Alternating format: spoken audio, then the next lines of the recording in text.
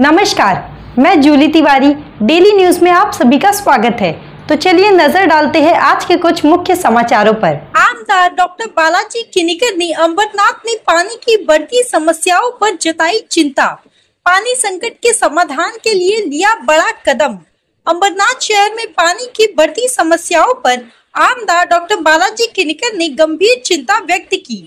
शहर में बढ़ती अनधिकृत नल जोड़ने की घटनाएं, वॉलमॉन की बढ़ती मुजोरी, कम दबाव से पानी की आपूर्ति और अनियमित पानी की सप्लाई जैसी समस्याओं पर त्वरित कदम उठाने की आवश्यकता है। इन सभी मुद्दों के समाधान के लिए एक अहम बैठक का आयोजन किया गया, जिसमें महाराष्ट्र जीवन प्राधिकरण के मुख्य कार्यकारी अभियंता श्री मिलिंद जी देशपांडे ने शिरकत की। इस दौरान शहर प्रमुख श्री श्रीनिवास वाल्मीकि, उप शहर प्रमुख श्री पुरुषोत्तम महाराज युगले, महिला शहर संगठक सौ मालतीताई पवार, विधानसभा सह संगठक सौ वासुदेवी शिरूर, उप शहर संगठक सौ विद्या जाधव समेत कई नेता और कार्यकर्ता उपस्थित रहे। साथ ही नगर सेवक श्री सुभाष साळुंके, श्री रविंद्र पाटिल, श्री सुरेंद्र यादव और अन्य समाज सेवी इस बैठक में शामिल हुए। बैठक में आगामी गर्मी के मौसम में पानी की किल्लत और पानी नियोजन के बारे में चर्चा की गई। आने वाले दिनों में पानी की आपूर्ति में सुधार लाने के लिए सरकार और प्राधिकरण से त्वरित कार्रवाई की मांग की गई है।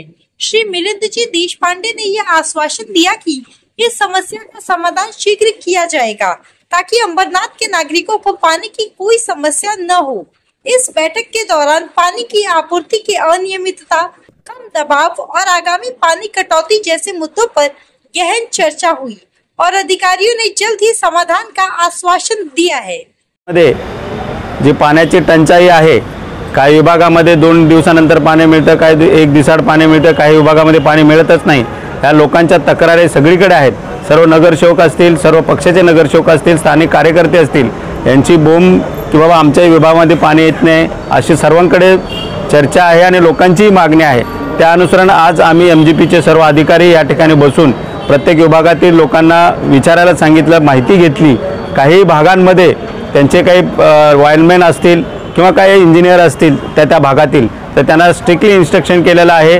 सर्व भागातील सर्व लोकांना, सर्व विभागांना, सर्व भागातील एरियाला समान पाणी मिळालंच पाहिजे। काही भागामध्ये 6 तास पाणी जातं, काही भागामध्ये 20 मिनिटं पाणी जातं, काही भागामध्ये मिळतच नाही आहे। काही जे काही त्यांचे वॉलमॅन आहेत की त्याची काही मजुरी आहे वाढलेली, तेही त्यांना सांगितलेले आहे। काय वॉलमॅन जर व्यवस्थित इमानदारीने काम करत नसतील तर त्यांना काढण्याचंही आम्ही त्या ठिकाणी मीटिंगमध्ये सांगितलेलं आहे। काय लोकांनी मेन पाईपलाईनमध्ये जर पाणी घेतलं असेल, मेन कनेक्शन जर तेही कट करण्याचं त्यांना सांगितलेलं आहे। जर ते कट नाही झालं तर आम्ही सर्वजण त्या विभागातील इंजिनियरचं नाव टाकून आम्ही या ठिकाणी कंप्लेंट करणार आहे। आज आम्ही या ठिकाणी सांगितलेलं आहे।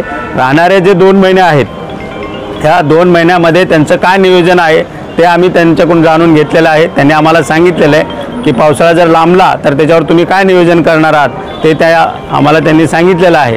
तर आजच्या ही बैठकीनुसार सर्व विभागामध्ये ईस्ट असो, वेस्ट असो, झोपडपट्टी असो, बिल्डिंग असो, सर्वांना समान पाणी मिळालंच पाहिजे, यासाठी आम्ही त्यांना सांगितलेलं आहे। आणि वॉलमॅन जे आहेत त्यांना आढावा घेऊन त्यांचा आढावा घेऊन त्यांना त्या विभागाने इमानदारीने पाणी सोडण्याचं आम्ही त्यांना सांगितले। जर प्रॉब्लेम झाला तर आम्ही मोर्चाही काढायला तयार आहोत। आता आमचे म्हणजे आम्हाला सगळ्या विभागातून महिलांचा असो किंवा सर्व विभागातील लोकांचा असो, प्रेशर एवढं वाढलेलं आहे की पाणी मिळत नाही, पाणी मिळत नाही आहे। त्यामुळे आजच्या ह्या बैठकीनंतर त्यांना 4-5 दिवसामध्ये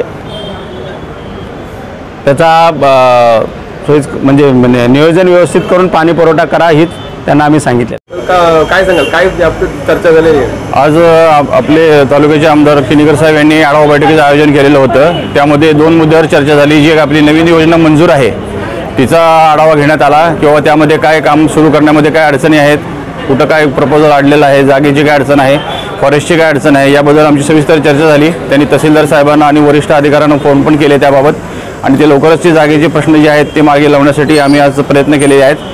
तर आपलं आता वर्क ऑर्डर नवीन योजनेची दिलेली आहे, विहिरीचं काम चालू झालेलं आहे आणि बाकीच्या टाक्याची पण कामं जी आहेत तीच एक 15 दिवसामध्ये आपण सुरू करतोय। ज्या काय फॉरेस्टच्या अडचणी आहेत त्या मिटतील, त्या मिटल्यानंतर तिथलं ते WTPचं काम वगैरे जे काय ते सुरू होईल। आणि सद्यस्थितीमध्ये आता अंबरनाथ बदलापूरमध्ये आपला जो पाणीपुरवठा चालू आहे तो काही मधल्या काळामध्ये MSEBच्या किंवा MRDCच्या शटडाऊनमुळं थोडाफार विस्कळीत झालेला होता आणि सध्या उन्हाळा आहे, लोकांची पाण्याची डिमांड मागणी वाढलेली आहे. ज्यांचे काय वैयक्तिक बोरवेल्स जे होते म्हणजे आमच्या अपार्टमेंट्समध्ये ते पण आटलेले आहेत. त्यामुळे पूर्णपणे आता अंबरनाथ आणि बदलापूर हे आपल्या MGPच्या पाण्यावर अवलंबून आहे. त्यामुळे थोडा पाण्याचा तुटवडा भासतोय. तरी पण आम्ही जे काही पाणी उपलब्ध आहे ते आता उर्वरित 2 महिने जे आपले आहेत त्या 2 महिन्यामध्ये सर्वांना समान न्याय देऊन सर्वांना पाणी व्यवस्थित पुरवठा होईल याची आम्ही काळजी घेऊ. नियोजन केलेलं आहे. फक्त थोडंफार कमी जास्त होते, पाणी येत नाही असं नाही, पण काही टेक्निकल प्रॉब्लेम झाले तरच काही प्रॉब्लेम होऊ शकतो. तरी पण आम्ही जे उपलब्ध पाणी आहे ते आम्ही सर्वांना देण्याचा कटाक्ष करू आणि त्याच्याबद्दल दक्षता घेऊ. जे पाणी आहे ते सध्या आपल्याला आता 30 जूनपर्यंत पुरेल असं इरिगेशन डिपार्टमेंटने सांगितलेलं आहे. तर पाऊस जर का लांबला तर त्याच्याबद्दल आम्ही नियोजन केलेलं आहे की बाबा ते आहे ते पाणी पुरवण्यासाठी दर शुक्रवारी आठवड्यातून 1 दिवस आपण त्या चिखलोली एरिया जो आहे, नवरेनगर एरिया, तो टाकीवर जो आहे त्याचा 1 दिवस आपण पाणी कपात करणार आहोत आणि उर्वरित 6 दिवस आपण त्यांना पाणी देणार आहोत. जेणेकरून जे काही पाणी वाचेल ते आपल्याला पुढे थोडे 15 जुलैपर्यंत किंवा जुलै एंडपर्यंत पाऊस सुरू होईपर्यंत आणि डॅम परत भरेपर्यंत आपल्याला ते पाणी वापरता येईल. तर अशा प्रकारे नियोजन आम्ही करत आहोत. तो आज के लिए बस इतना ही. कल फिर मिलेंगे इसी समय इसी चैनल पर. तब तक के लिए मुझे दीजिए इजाज़त. धन्यवाद.